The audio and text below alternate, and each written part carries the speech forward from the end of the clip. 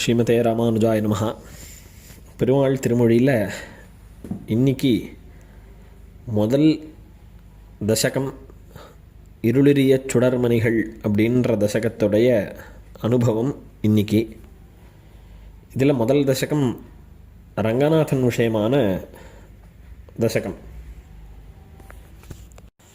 ரங்கயாத்ரா தினே தினே அப்படின்னு இவருடைய நகரத்தில் இவருடைய கோஷமும் இவருடைய நிமித்தமாக அந்த நகரமே கோஷம் பண்ணுமா, ரங்கயாத்திரை போகணும் போகணும் அப்படின்னு. அப்பேற்பட்ட ரங்கநாதன் பேரில் இவர் எவ்வளோ ஒரு காதலோடு இருந்திருக்காருன்றத இந்த தசகத்திலிருந்து நாம் தெரிஞ்சுக்கலாம். இந்த தசகம் பூர்த்தியாக ரங்கநாதன் விஷயமான தசகம். அதில் முதல் பாசுரம், இருளிரிய சுடர்மணிகள் இமைக்கும் நெற்றி இனத்துத்தி அணிபணம் ஆயிரங்களார்ந்த அரவரசப் பெருஞ்சோதி அனந்தனென்னும் அணிவிளங்கு முயர் வெள்ளை அணையை மேவி திருவரங்கப் பெருநகருள் தென்னீர் பொன்னி திரைக்கையால் அடிவருடப் பள்ளி கொள்ளும் கருமணியை கோமளத்தைக் கண்டு கொண்டு என் கண்ணினைகள் என்று கொலோ கழிக்கும் நாளே. பெருமாளை தூரக்கிருந்து சேவிக்கணும்னு பிரார்த்திக்கிறார் இந்த பாசுரத்தில். அடுத்த பாசுரத்தில் கிட்டக்க போய் சேவிக்கணும் அப்படின்னு தூரக்கிருந்து முதல்ல பெருமாளை சேவிக்கிறார். அந்த சேவிக்கிறச்சே எப்படி இருக்கார் பெருமாள் அப்படிங்கிறத வர்ணிக்கிறார்.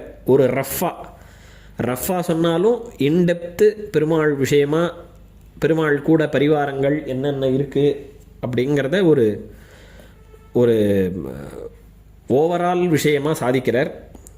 அதில் பெருமாள் பெரிய பெருமாள் இல்லையோ, பெரிய பெருமாள் பெரிய ஒரு சர்ப்பத்து மேலே, பாம்பு மேலே படுத்துன்னு இருக்கார். என்ன அப்படின்னா, இந்த பாசுரத்தோட பதவுரையை பார்ப்போம். திருவரங்க பெருநகர், திருவரங்க பெருநகர்னால் ஸ்ரீரங்கம் அப்படின்ற பெரிய ஒரு நகரம். ஏன்னா மீதி திவ்ய தேசங்களுக்கும் ஸ்ரீரங்கத்துக்கும் என்ன வித்தியாசம் அப்படின்னு கேட்டால்,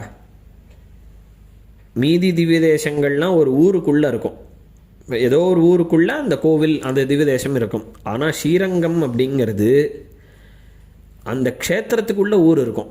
ஏன்னா சப்த பிராகார மத்தியே அப்படின்னு சொல்லிருக்கோம் இல்லையோ, சப்த பிராகாரம், 7 பெரிய பிராகாரம். மருவிய பெரிய கோயில் மதில் திருவரங்கம் என்ன அப்படின்னு திருமாலையில் ஆழ்வார் சாய்க்கிறார். மருவிய பெரிய கோவில், பெரிய கோவில்னு இதுக்கு தான் பேர், மீதி எதுக்கும் பெரிய கோவில்னு பேர் கிடையாது. அப்பேற்பட்ட பெரிய கோவில், அந்த கோவிலுக்குள்ளே ஊர் இருக்கும். ஸ்ரீரங்கம் அப்படின்னா அந்த சப்த பிரகாரத்துக்குள்ளே இருக்கிறது தான் ஸ்ரீரங்கம் அப்படின்ற மாதிரியான ஒரு பெரிய நகரத்தில் சுடர்மணிகள், அதாவது நல்ல ஜோதிஷ் எல்லாம் தேஜஸாக இருக்கக்கூடிய மாணிக்க மணிகள்லாம் இமைக்கக்கூடிய நெற்றி. அந்த ஆதிசேஷனை எப்படி இருக்காருன்றதை வர்ணிக்கிறார். அந்த ஆதிசேஷனுடைய இந்த சிரஸில் தலையில் ஒரு மணி இருக்கான். அந்த மணி ஜோதிஷ் அப்படியே பிரகாசிப்பிக்கிறது எல்லா இடத்துலையும். அந்த ஆதிசேஷன் யார் அப்படின்னா அரவரச பெருஞ்சோதி. அரவரசன் அப்படின்னா, அரவுன்னா பாம்பு, நாகங்களுக்கெல்லாம் ராஜாவாக இருக்கக்கூடிய பெருஞ்சோதி, பெரிய தேஜஸ் அந்த ஆதிசேஷனுக்கு. அந்த ஆதிசேஷனுக்கு என்ன தேஜஸ் அப்படிங்கிறத அடுத்த பாசுரத்தில் விஸ்தாரமாக சாதிக்க போகிறார். அதில் நாம் பார்ப்போம். அப்பேற்பட்ட ஆதிசேஷன் அனந்தன் என்னும் திருவனந்தாழ்வான்னு பேர் அந்த சுவாமி, அந்த ஆதிசேஷனுக்கு. அப்போது அப்பேற்பட்ட அணிவிளங்கும் உயர் வெள்ளை அணையை மேவி, அழகோடு சேர்ந்து இருக்கக்கூடியதான உயர் வெள்ளை அணை, ரொம்ப காஸ்ட்லி வெண்ணிறம்னா ஒயிட் கலரில் இருக்கக்கூடிய படுக்கைன்னா நாம் படுத்துக்கிறோமே பெட்டு, அந்த மாதிரி பெருமாளுக்கு இருக்கக்கூடிய பெட்டு இந்த ஆதிசேஷன் அப்படிங்கிறத சாதிக்கிறார். அந்த படுக்கையை மேவி அதில் பொருந்தி திருவரங்கப் பெருநகருள் தென்னீர் பொன்னி, ஸ்ரீரங்கம்ன்ற க்ஷேத்திரத்தில் தென்னீர் பொன்னி நல்ல சுத்தமான தீர்த்தத்தை உடையதான காவேரியை திரைக்கையால் அடிவருட பள்ளி கொள்ளும், தன்னுடைய காவேரியில் இந்த வேவ்ஸ் வரும். வேவ்ஸ்னால் இந்த அலைகள். இந்த அலையால் பெருமாளுடைய திருவடிகளை வருடி விடுறா காவேரி. அவ வந்து திருவடிகளை பிடிச்சு விடுறச்சே பள்ளி கொள்ளும். இவர் நன்னா யோக நிந்திரையில் பெருமாள் எழுந்தருளி இருக்கார். அப்பேற்பட்ட கருமணியை, கோமளத்தை, நீலரத்னம் போல இருக்கக்கூடிய பெருமாளை, கோமளத்தை அப்படின்னா சௌகுமாரியத்தை உடையவர் அப்படின்ற அர்த்தம். அப்பேற்பட்ட பெரிய பெருமாளை என்றுகளோ கண்ணினைகள் காணும் நாளே அப்படின்னு என்னுடைய கண்களானது இந்த பெருமாளை என்னைக்கு கண்டு கொண்டு கேப்பே இல்லாத சேவிச்சுண்டு இந்த பெருமாளை சேவிக்கிற நாள் என்னைக்கோ என்னாலோ அப்படின்னு சாதிக்கிறார் இந்த முதல் பாசுரத்தில். இதில் பிரபன்னாள் அப்படின்னு இருக்கக்கூடிய நாமெல்லாம் சரணாகதி அப்படின்ற ஒரு விஷயத்தை பண்ணிக்கிறோம். சரணாகதி பண்ணிண்டாதான் பிரபன்னாள் ஆகிறோம். சரணாகதி அப்படிங்கிறது பகவான் இடத்துல நம்மளுடைய பரத்தை, பரம் பாரம் ரெண்டுமே ஒரே அர்த்தம்தான். அப்பேற்பட்ட நம்மளுடைய பரத்தை பெருமாள்கிட்ட ஒப்படைச்சிடுறோம் ஆச்சாரியாள் மூலமாக. அந்த ஆச்சாரியால் நமக்கு சரணாகதி பண்ணி வைக்கிறா. பரநியாசம், பரசமர்ப்பணம், நியாசம் இதெல்லாம் ஒரே பரியாயத்தை குறிக்கும், ஒரே விஷயத்தை குறிக்கும். அப்போது இந்த பரநியாசத்தை பண்ணி நாம் ஸ்ரீவைகுண்டத்துக்கு போய் பெருமாளோட கைங்கரியம் பண்ணுறோம் அப்படின்றச்சு நமக்கு ஸ்ரீவைகுண்டத்துக்கு போய் பெருமாள் கிட்டக்க போகிறதுக்கு வழி இந்த ஆதிசேஷன் மேலே ஏறணுமா. பாதேன அத்தியாரோகதி அப்படின்லாம் வரும். பாதே நம்ம அந்த ஆதிசேஷன் இந்த சுருட்டி படுத்துன்னு இருக்காரோ இல்லையோ, ஆதிசேஷனுடைய அந்த உடம்பில் நாம் காலை வச்சு பெருமாளுக்கு சமீபத்தில் போகிறோம் அப்படிங்கிறத பாதேன அத்தியாரோகத்திங்கிற பிரமாணத்தினால தெரிஞ்சுக்கணும். அப்போது இந்த ஆழ்வார் ஏன் முதல்ல எடுத்த உடனே இந்த திருவனந்தாழ்வான் ஆதிசேஷன்னு சொல்கிறோமே அவரை பற்றி எதுக்கு இவ்வளோ விஸ்தாரமாக சொல்லணும் அப்படின்னு கேட்டால், இது பர்யங்க வித்யைன்னு பேர். பர்யங்கம் அப்படின்னா படுக்கை, பெருமாளுடைய படுக்கை. அந்த வித்தியை தெரிஞ்சுட்டு தானே அப்போ பாதையான அத்தியாரோகத்தின்னு ஏற முடியும். அப்போது அவருடைய நோக்கு, குலசேகர ஆழ்வாருடைய நோக்கு இப்படி தானே ஸ்ரீவைகுண்டத்தில் போய் ஏறணும், அதே பெருமாள் தானே இங்கே இருக்கார். மோட்சத்துக்கு போகக்கூடியவா மனோரதிப்பது இங்கே தானே அவளோட மனசு. மோட்சத்துக்கு போனோம் அப்படின்னா இதே ஸ்ரீவைகுண்டம், இதே ஆதிசேஷன் பேரில் காலை வச்சு ஸ்ரீவைகுண்டநாதன்ட்ட போனோம். அதே பெருமாள் தானே இங்கே படுத்துன்னு இருக்கார். அதே ஸ்ரீரங்கம், பூலோக வைகுண்டம், அதே அனந்தன்னு சொல்லக்கூடிய ஆதிசேஷன், அதே ஆதிசேஷன் மேலே ஏறி தானே ரங்கநாதனை போய் இது பண்ண முடியும். அப்படிங்கிற எண்ணம் இந்த குலசேகர ஆழ்வாருக்கு. அப்பேற்பட்ட ஆதிசேஷனை வர்ணிக்கிறார் இந்த இடத்துல. இருளிரிய சுடர்மணிகள் இமைக்கும் நெற்றி அப்படின்னு. பொதுவாக இந்த சர்ப்பங்கள், பாம்போட தலையில் ரத்தனம் இருக்குது அப்படிங்கிறது பிரமாணங்களில் இருக்கக்கூடிய விஷயம். இன்றைக்குமே சில வீடியோலாம் பார்த்தா பாம்போட தலையிலேருந்து இந்த ரத்தனங்கள் எல்லாம் எடுக்கிறா அப்படிங்கிறதெல்லாம் காண்பிக்கிறா. அப்போது இந்த ஆதிசேஷனுடைய சிரசில் இருக்கக்கூடியது இருளிரிய சுடர்மணிகள் இமைக்கும் நெற்றி அப்படின்னு சாதிக்கிறார். இந்த சுடர்கள், அதாவது இந்த லைட்டு, இருள், டார்க்னஸ் அப்படிங்கிறது சுத்தமாக இல்லாத அளவுக்கு, கம்ப்ளீட்டாக அந்த டார்க்னஸ் வராத அளவுக்கு இந்த ஜோதிஷ் பிரகாசிக்கிறது. அப்பேற்பட்ட ஜோதிஷுக்களை உடைய மணிகள் இவர் நெற்றியில் இருக்கான். இருளிரிய சுடர்மணிகள் இமைக்கும் நெற்றி இனத்துத்தி அணிபணம் ஆயிரங்கள் ஆர்ந்த. இனத்துத்தி அப்படின்னா இந்த பெருமாளுடைய திருவடி ரெண்டாக சேர்ந்துருக்கோ இல்லையோ, பெருமாளுடைய திருவடி ரெண்டாக சேர்ந்து திருவடி நிலை அப்படின்னு சொல்கிறதோ இல்லையோ, அந்த பெருமாளுடைய ரெண்டு திருவடியோட ஆகாரம் அந்த பாம்புகள்லாம் படம் எடுத்ததுன்னா இருக்கும். படம் எடுக்கிறதுன்றது நாம் இந்த சொல்கிறோமோ இல்லையோ, இந்த பாம்பு நல்லா தன்னுடைய தலையை விரிச்சுண்டு அப்படி நேரம் நம்மளை பார்க்குறதுன்னா அதோட தலைக்கு பின்னாடி அந்த சத்சம்பிரதாய திருமனுடைய ஆகாரம் தெரியும். அப்போது அதை தான் இனத்துத்தி அணிபணம் ஆயிரங்களாக இருந்த பணங்கள் அப்படின்னா அந்த தலையை நல்லா விரித்து படம் எடுக்கிறச்சே அந்த சைடில் ஒரு விங்ஸ் மாதிரி வரும் அந்த பாம்புக்கு. விங்ஸ்ன்னா சாக்ஷாத் விங்ஸ் இல்லை, இந்த கேர்வ் ஆகி அந்த தலையே நல்ல எக்ஸ்டெண்ட் ஆகும். அப்பேற்பட்ட ஆதிசேஷன் அரவரச பெருஞ்சோதி. நாகங்கள் பாம்புகளுக்கெல்லாம் தலைவனாக இருக்கக்கூடியவர், பெருஞ்சோதி, பெரிய தேஜஸ் அவருக்கு. அவர் யாருன்னா அனந்தன் என்னும்.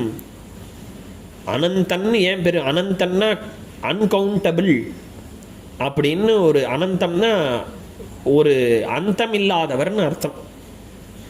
இவருக்கே அனந்தன்னு பேர் அப்படின்னு கேட்டால்,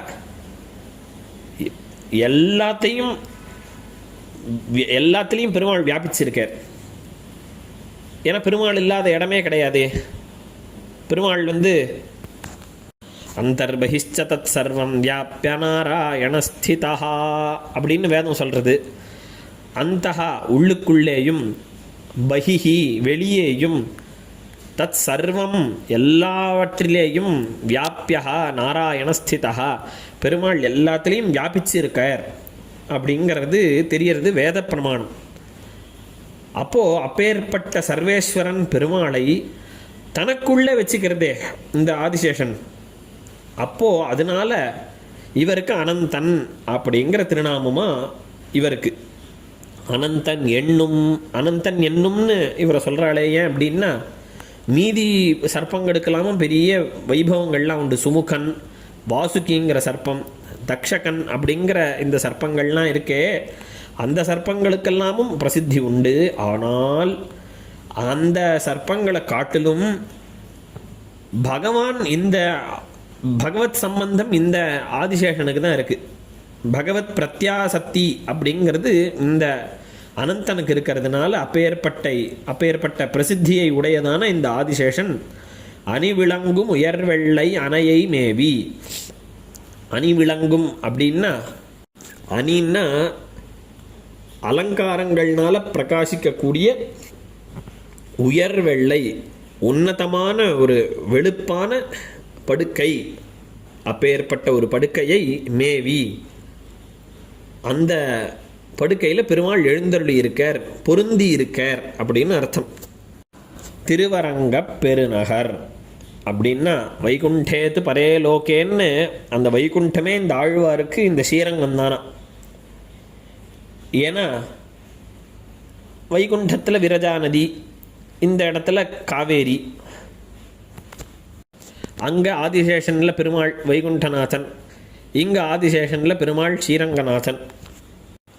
அதுக்கு பிரமாண ஸ்லோகமே இருக்குது. காவேரி விரஜா சோயம் வைகுண்டம் ரங்கமந்திரம் அப்படின்னு. அப்பேற்பட்ட திருவரங்க பெருநகருள் தென்னீர் பொன்னி. இந்த காவேரி இருக்கே, அந்த காவேரி தன்னுடைய திரைக்கையால், தன்னுடைய அலைகளாகிய கைகளால் பெருமாள் திருவடிக்கு பாத சேவை பண்ணுறான். அதை அமுக்கி விடுறதுன்னு சொல்கிறாளோ இல்லையோ, அதை பண்ணுறாளாம். ஆனால் இதே ஆழ்வார்கள் கோஷ்டியை சேர்ந்த தொண்டரடிப்புடி ஆழ்வார் திருமாலையில் தெளிவிலா கலங்கல் நீர் சூழ் அப்படின்னு சாச்சிருக்கார். இப்போ காவேரியானது தெளிவில்லாத ஒரு நீர் அப்படின்னு சாதிக்கிறார். இந்த ஆழ்வார் என்ன சொல்கிறார்? திருவரங்க பெருநகருள் தென்னீர் பொன்னி அப்படின்னு, தெளிமையான நீர் தென்னீர், தெளிமையாக இருக்குதுன்னு சாய்க்கிறாரு. எப்படி இது அப்படின்னு கேட்டாக்க, காவேரியில் 2 காலமும் உண்டாம். என்ன 2 காலம் அப்படின்னா, காவேரி கலங்கி வர காலமும் பிரத்யக்ஷமாக சில சமயத்தில் உண்டு, சில சமயத்தில் ஸ்வச்சமாக ரொம்ப தெளிவாக வரக்கூடிய காவேரியும் உண்டு. அப்போது 2 காலமும் காவேரிக்கு உண்டு அப்படிங்கிறது தெரியறது. அதில் தன்னோட திரைக்கையால் எம்பெருமான் திருவடியை பிடிச்சு,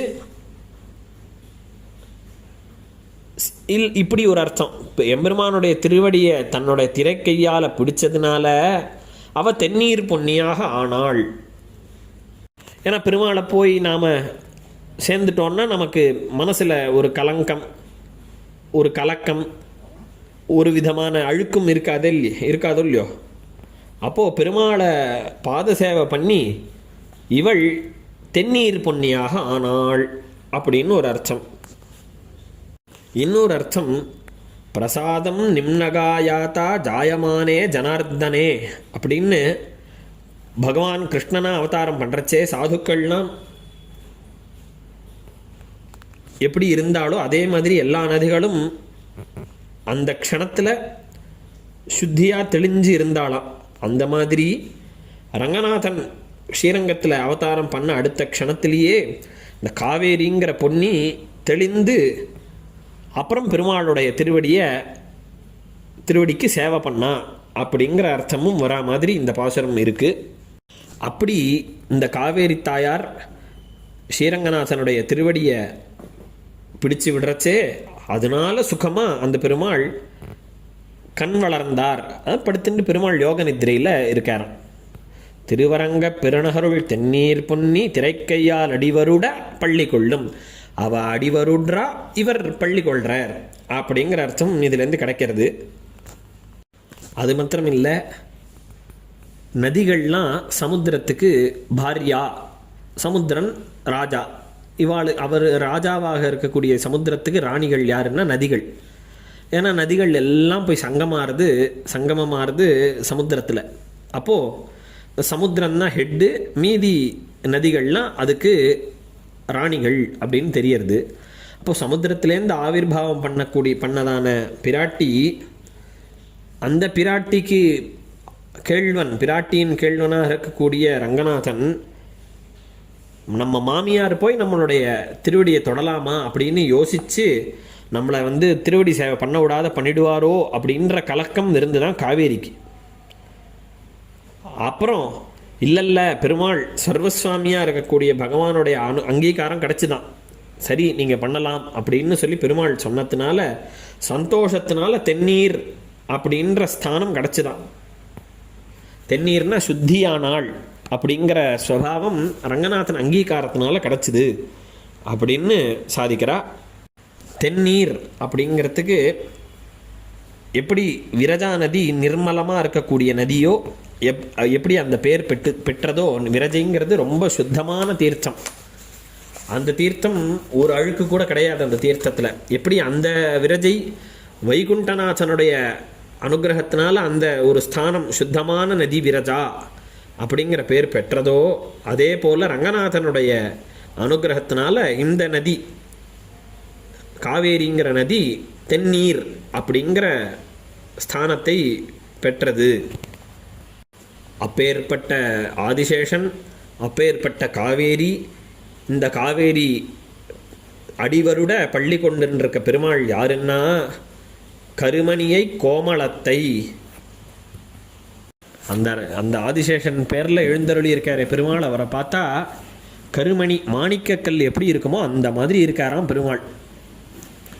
அப்போது இவர் கோமளமாகவும் இருக்கார். அந்த பிராட்டி புஷ்பத்திலேயே இருக்கக்கூடியவள், புஷ்பத்துடைய ஸ்வபாவத்தை உடையவள், மென்மையானவள். அவ திருவடியை பிடிச்சாலே பெருமாளுக்கு சிவந்து போகிறதான்.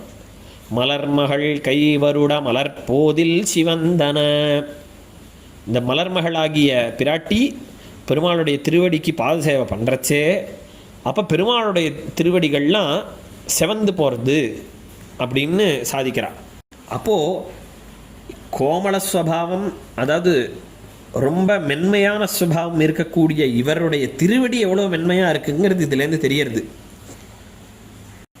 அப்போது இன்னொரு அர்த்தம் என்ன வருது அப்படின்னா, கருமணின்னு பெருமாளை சொன்னதுனால கோமளம் அப்படிங்கிறது பிராட்டியை குறிக்கிறது அப்படிங்கிற அர்த்தமும் வச்சுக்கலாம்னு சாதிக்கிறா. அப்போது பிராட்டி சகிதனாக இருக்கக்கூடிய ரங்கநாதன் கருமணியை கோமளத்தை இவா ரெண்டு பேரையும் சேர்ந்து கண்டு கொண்டு அப்படின்னா இவாளை பார்த்தே தீரணும்ன்ற வெறி. பொதுவாக இந்த பசி இருக்கக்கூடியவர்கள் நல்ல சாத்தையே ஒரு 4 நாள் 3 நாள் பார்க்காதவா ஆகாரத்தை பார்த்தான்னாக்கா அவள் எப்படி இருப்பாளோ, ஆஹா அப்படின்னு அந்த மாதிரி கண்டு கொண்டுங்கிற அர்த்தத்துக்கு கலியர் சோற்றை கண்டு கொண்டு என்னுமா போலே அப்படின்னு வியாக்கியானம் பண்ணுறா. கலியர்னா பசி இருக்கக்கூடியவா. அப்பேற்பட்ட ஒரு பெருமாள் பேரில் ஒரு பார்த்தே தீரணும் அப்படின்னு இத்தனை நாளாக என் கண்ணினைகள் நான் இத்தனை நாள் பெருமாளை சேவிக்கலை, அப்பேற்பட்ட பெருமாளை என்று கொலோ கண்குளிர காணும் நாளே. இந்த கண்ணெல்லாம் என்னைக்கு குளிரும்னா அந்த பெருமாளை சேவிச்சாதான் குளிரும். அந்த பெருமாள் தான் குளிர்ச்சி, கண்ணுக்கு செவி வாய் கண் மூக்கு உடல்ன்ற எல்லாவற்றுக்கும் சாந்தியை கொடுக்கக்கூடியவர் அந்த பெருமாள். அப்பேற்பட்ட பெருமாளை அங்கே போய் ஸ்ரீரங்கத்தில் போய் சேவிக்கணும். வீடியோவில் காட்டுறா, யூடியூப்பில் காட்டுறா, ஃபோட்டோ வருது ரங்கவிலாசம் அப்படிங்கிற பேஜில், அப்படி பார்க்குறத காட்டிலும் அங்கே போய் சேவிக்கிறது, அங்கேயே கண்டு கொண்டு பெருமாளை சேவிக்கிறது என்னைக்கோ, நான் என்னைக்கு பெருமாளை சேவிக்க போகிறேனோ அப்படின்னு இந்த முதல் பாசுரத்தில் ஆழ்வார் சாதிக்கிறார். அடுத்த அனுபவம் அடுத்த உபன்யாசத்தில். ஸ்ரீமதே ஸ்ரீ நிகமாந்த மகாதேசிகாய நமஹா.